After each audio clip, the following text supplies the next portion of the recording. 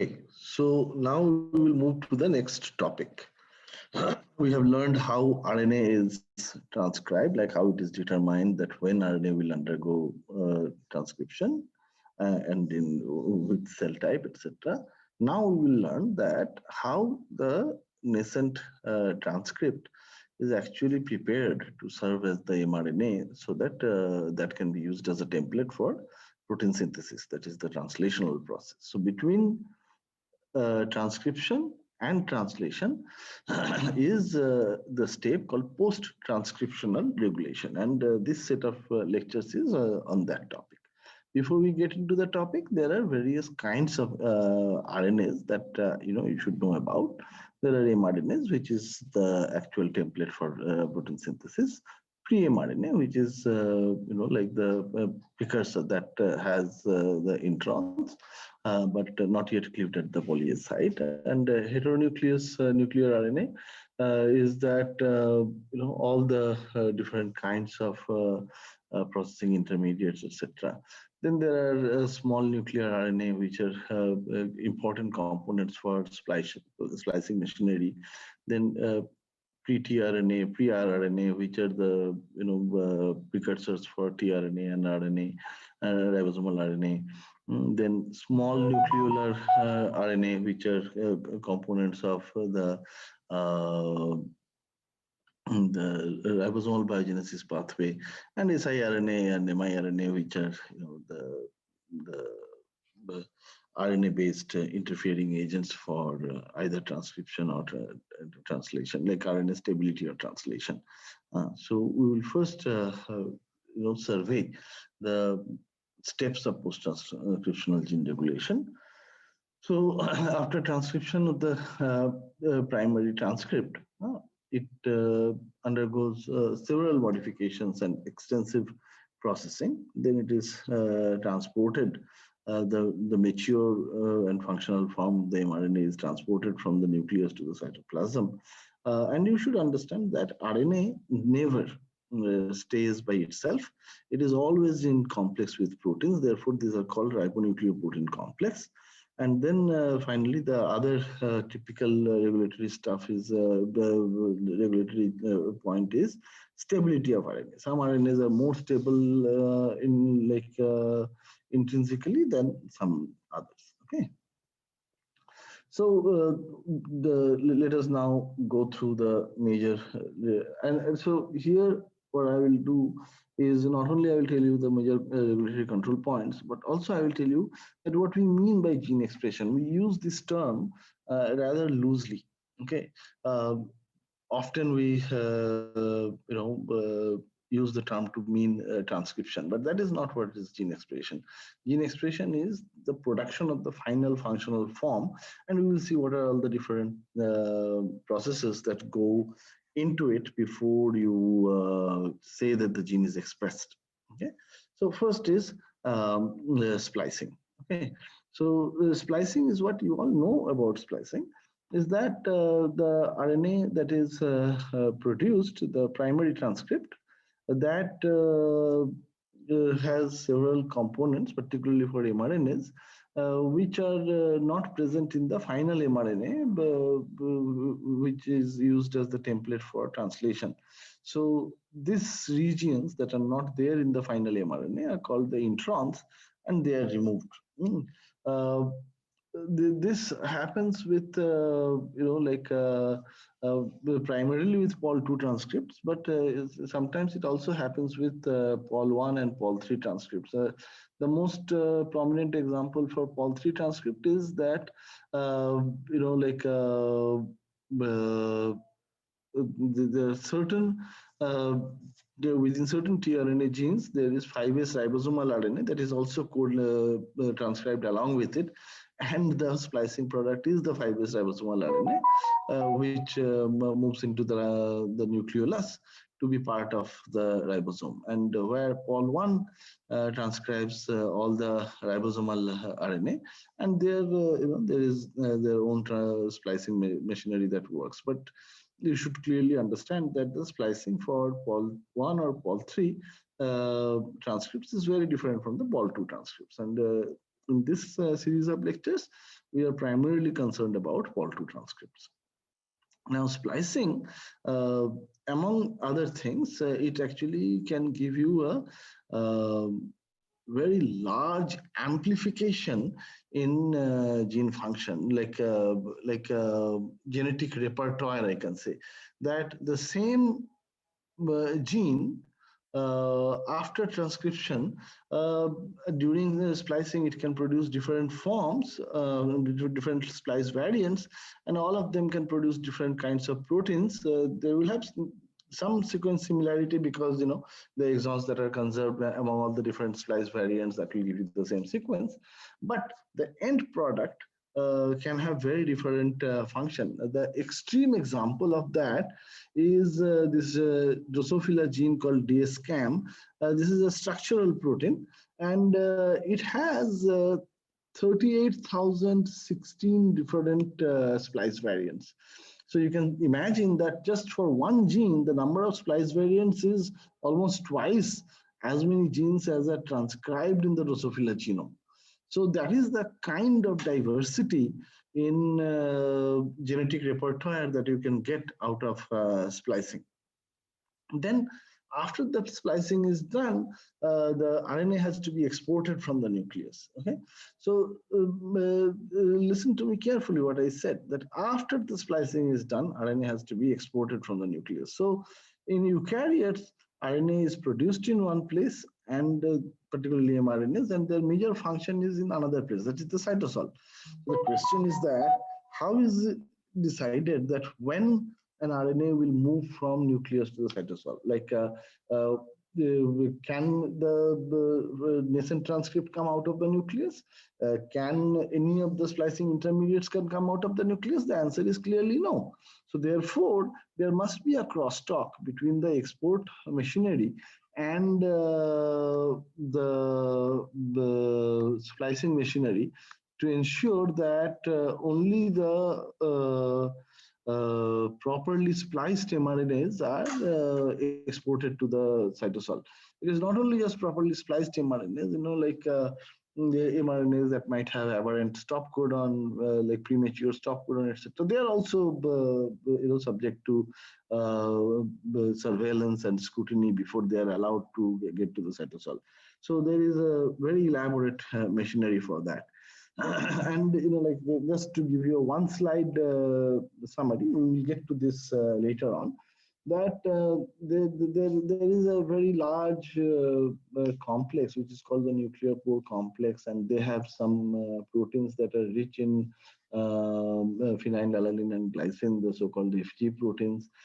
They all kind of act as the sentries to decide which RNAs should be allowed to move from the nucleus to the cytosol.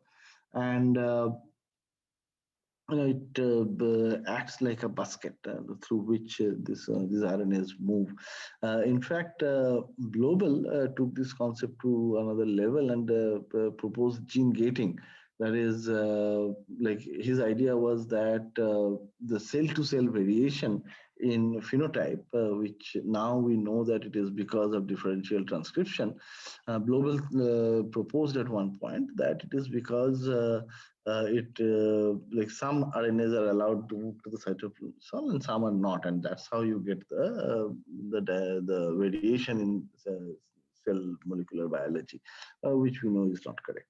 But anyway, so this is how the RNAs are transported to the cytosol.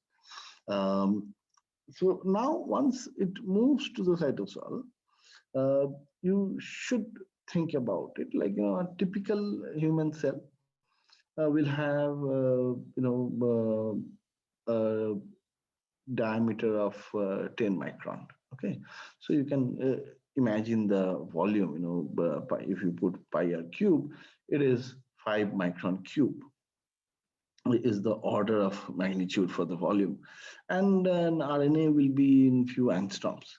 So now in the vast cytosol, this tiny RNA is like smaller than a football in a football field. Okay, so can it be anywhere in the cytosol? or does it have to be in a particular location?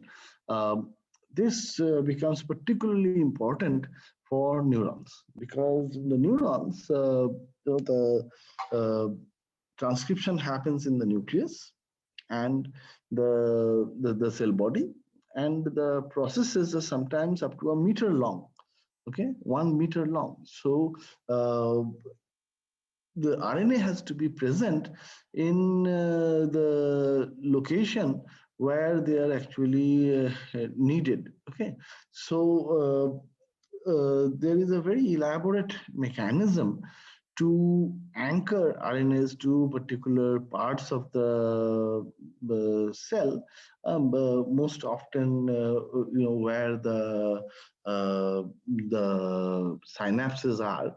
That's where the RNAs are tethered and the proteins are made at that point. Okay, so RNAs are actually carried from the, like, right after they come out from there, they are carried all the way to their final destination, and then they just lay there, and as and when necessary, from that RNA proteins are synthesized. So it is a directed transport that's what happens. And if there are mutations that can cause changes in the localization of the RNA, it can cause serious pathological conditions. So therefore, localization of RNA is also a very, very critical regulatory aspect. And then, of course, comes the stability. Some RNAs are more stable than the others, particularly, when it comes to the signaling molecules, etc. You need the signaling pathway to be turned off rapidly.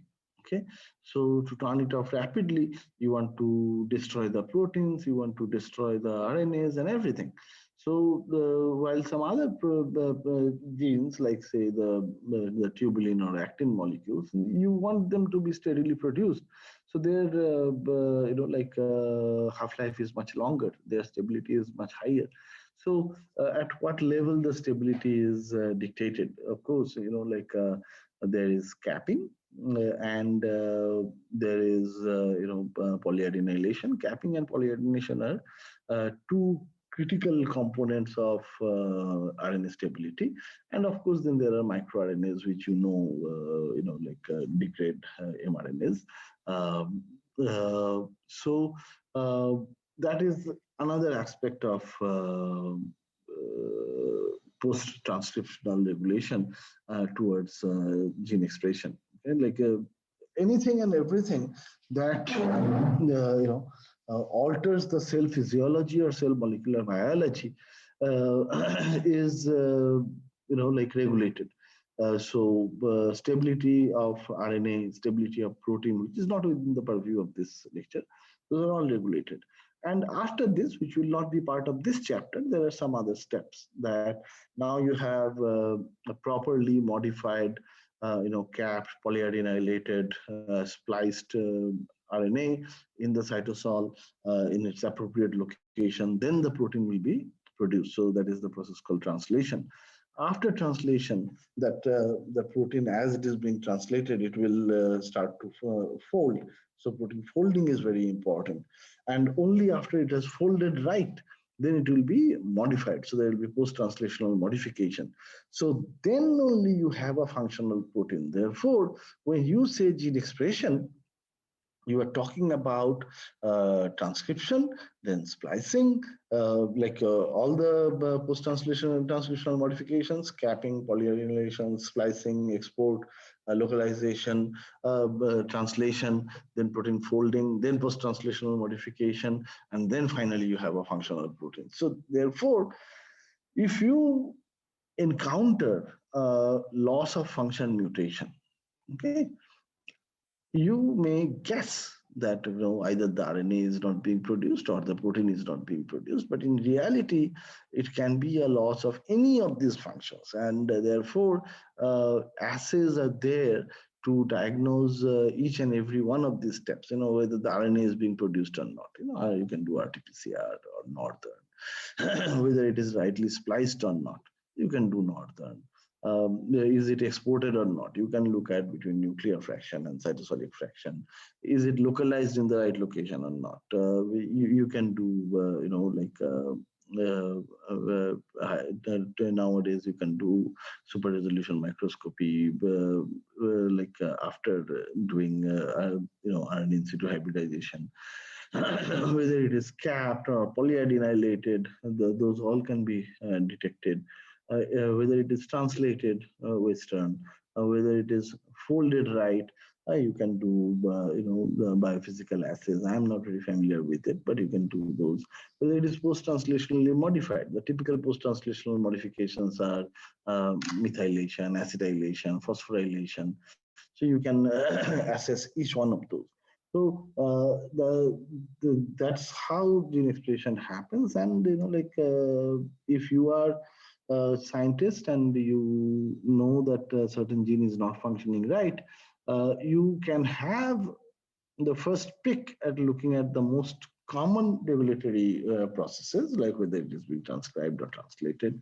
But if you don't get a good answer, then you should think about all of these aspects. Okay. Now, let's get into the actual detail of RNA processing.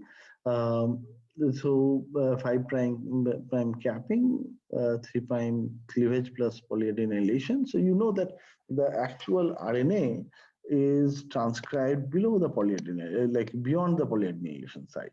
Okay, so see the transcription termination site is over here, but the RNA gets cleaved right over here.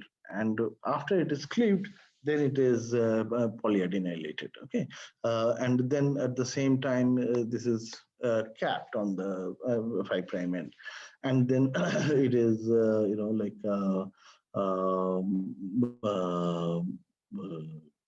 spliced. The way it is shown here, that steps 1, 2, 3, 4, it in reality does not happen like that. You should clearly understand that all these processes run almost simultaneously. Like why an RNA can get spliced as it is being synthesized, and of course it is capped as soon as 25 to 30 nucleotides are transcribed, comes out of the RNA polymerase, and it is capped. So it is not stepwise like the way it is shown here. It is the same thing shown here in another diagram. And as we have learned before, that in all these things, the CTD phosphorylation plays a major role, because it is kind of an integrating platform. Okay, so as the post-translational status of the CTD of the largest subunit of RNA polymerase is changing, it is catalyzing different kinds of processes by recruiting different kinds of protein complexes. Sometimes the capping enzyme, sometimes the splicing factor, sometimes disengaging from the DNA, and so on and so forth. And when you are talking about any of the post-transcriptional processes, one set of proteins play a major role, which are called the RNA binding proteins. Okay, so they will have different kinds of motifs, like RNA recognition motif. There is a particular RNA binding protein that I will tell you a little bit later about, called sex lethal. Sex lethal is a splicing factor basically, but it is involved in Drosophila sex determination, as that is the founding member of this class of proteins. So the signature domains that it has is referred to sex lethal RNA recognition motif, and that is present in a large class of proteins. Okay, and the polypyrimidine tract binding protein, which interacts with the poly-A tail, and so on and so forth. Okay, now you can imagine that I told you that RNA never, is there in the cell all by itself. It is always in an RNA protein complex. Therefore, the RNA that is coming out of the nucleus is also coming out wrapped in proteins. So therefore, some RNA binding proteins will shuttle in and out of the nucleus and cytosol. Let us demonstrate it in a classic example, a classic experiment. So this is a heteronuclear ribonuclear protein C. It is like a RNA binding protein that forms a complex with splicing machinery like small nuclear RNA, and this is HNRNP. So HNRNP-C, when you do like live cell imaging or just like confocal microscopy, you can see that it is basically a human protein. You can see it in the nucleus of the HeLa cell. And if you artificially fuse a HeLa cell with a xenopus cell, and you are not detecting the HNRNPC of xenopus, therefore you can see the green protein in the nucleus of an unfused HeLa cell, as well as in the HeLa part of the heterokaryon. It is called heterokaryon because two different cells are fused together. So now you have two different nuclei. So it is heterokaryon, like two different lines of nuclei. You can see it only in the like the HeLa part of the nucleus and not in the other part. And of course, it is not there in xenopus either. So therefore, this HNRNP stays only in the nucleus. But look at HNRNPA1. It is there in the HeLa cell. It is there in the HeLa part of the heterokaryon.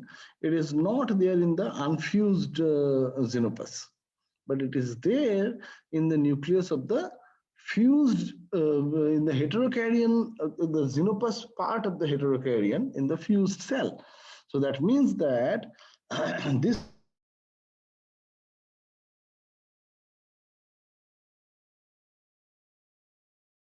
cytosol of the HeLa cell and then taken up by the nucleus of the xenopus cell. That's how you get to see it in the nucleus of the xenopus cell in the heterokaryon. So now you can think back and rationalize that proteins that are coming out with the RNA to the cytosol, they must have an ability to go back to the nucleus so that they can come out with the next set of RNAs. So there will be some RNA binding proteins which will have this ability to shuttle in and out of the nucleus. It will become more apparent when we talk about RNA transport. Okay. Now let us focus on to capping. Capping is basically nothing. It's a very simple thing. It's a guanosine nucleotide triphosphate. So it has 3 phosphate residues. It is the GMP part of it. That is only when the alpha phosphate is there. The GMP part of it is covalently linked to the 5' nucleotide of the freshly made like pre-mRNA.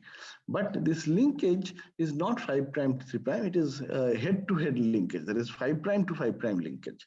Okay, the way it happens, as you can imagine, that the first nucleotide of the transcript will have all the 3 phosphates. Okay, later on they become phosphodiester, and the 2 phosphate groups from the incoming and the existing nucleotide, they go away. But the terminal 5' terminal nucleotide will have its all the 3 phosphate groups. So first, 1 phosphate from there is eliminated, so you have the beta phosphate, and from here of the 3 phosphates, this beta phosphate directly forms a bond with the alpha phosphate of the guanosine residue, and these 2 phosphates are chucked out. Okay, so now you have again the 3 phosphates, but you have head-to-head bonding between the guanosine and the 5' end nucleotide, whatever the nucleotide was. In this particular example, it is shown as adenine. And then finally, this guanosine residue is methylated in the 7th position. So it is called the 7-methyl guanosine. So that's what the cap is. So cap is just a chemical. Okay, that chemical is called 7-methyl guanosine. Um, so this cap thing, like, once the nascent RNA molecules is around 25 to 30 nucleotides long, then capping happens. And this capping serves multiple purposes. One, it identifies the 5' end of the mRNA, because that's the only one that will have the cap. Second is that it is involved in the translocation of the mRNA to the cytoplasm, as you will see later, because if the RNA is not capped, that cannot come out to the cytosol. So capping therefore plays a role in the transport of the RNA from the nucleus to the cytosol. And then, it protects the RNA from degradation. So what happens is that, if this is the 5' cap, then, and this is the poly-A tail, then in reality it's cyclase. There is non-covalent interaction between proteins that are bound to the poly-A tail and that are bound to the cap, and the RNA assumes a circular-like structure, but this is non-covalent interaction. But nonetheless, because of this non-covalent interaction and this cyclization, now there is no hanging end of the RNA. Therefore, exonucleases, which are possessive in nature, they do not have access to the RNA. Therefore, it increases the half-life of the RNA. And like, it interacts with the translation initiation factors, which is initially the cap binding complex, and then you have 4D and you have 4DBP and all those things that come in play, that we will talk about when we will talk about translation and translation regulation. Okay, so next, let us learn about splicing. So splicing slides are primarily taken from Watson's book.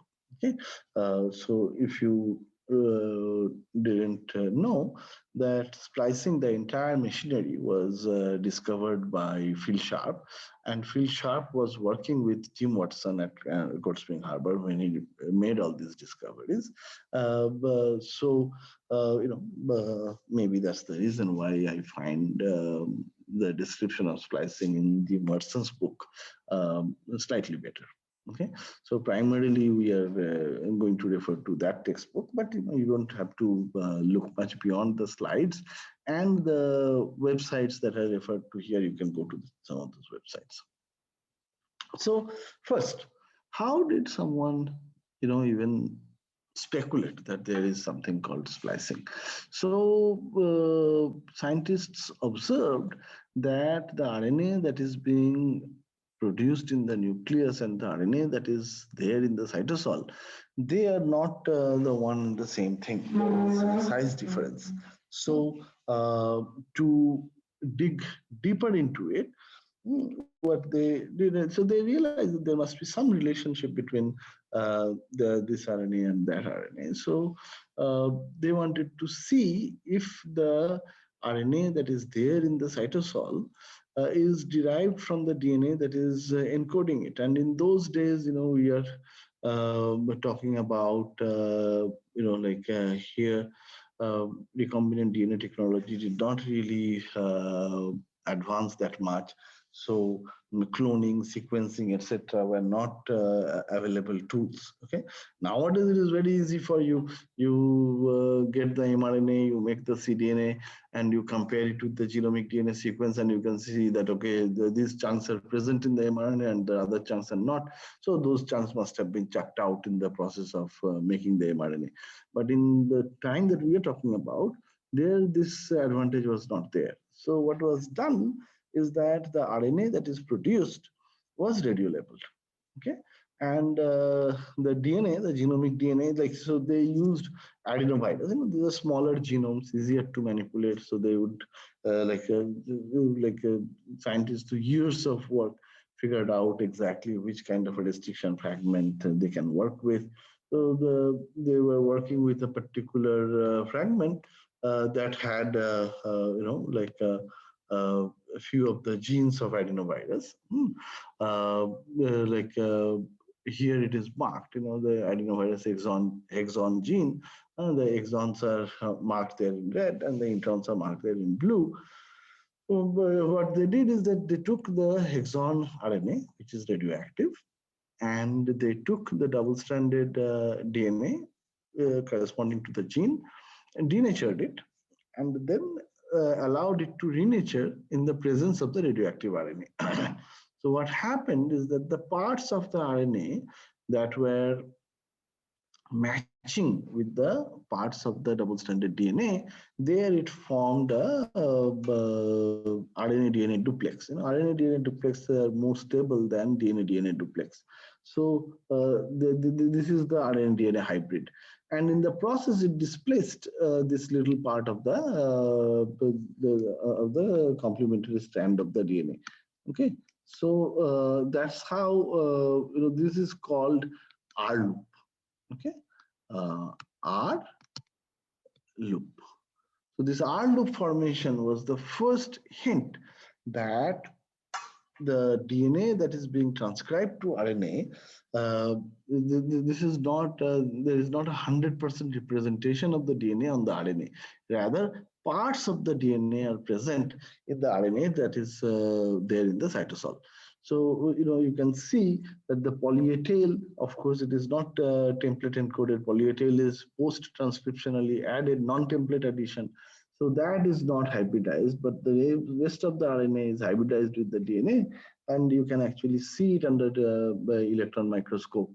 All sorts of RNA were made, and you can actually see that, okay, this is hybridizing. So these scientists were fantastic. Their observation skills were outstanding.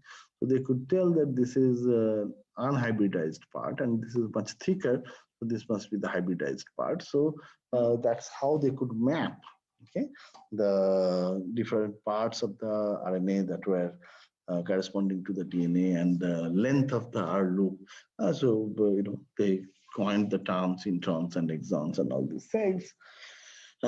Today we know that human genes have a very large number of introns per gene. Like, on an average, a human gene has 7 to 8 introns, while many of these organisms, they do not have any introns whatsoever. A cerevisiae has very few exons. Generally, it is in the I'm forgetting, either in the ribosomal genes or in the histones. I'm forgetting, but very few introns. But in comparison, close relative, another yeast, Pombe, Pombe has a much more number of introns per gene than Cerevisiae. But humans have a lot, and mouse, Arabidopsis thaliana, they have many introns. Okay, so I think this is where I will stop today, like this particular lecture, and I will tell you more about splicing and regulation of splicing in the next lecture. Okay.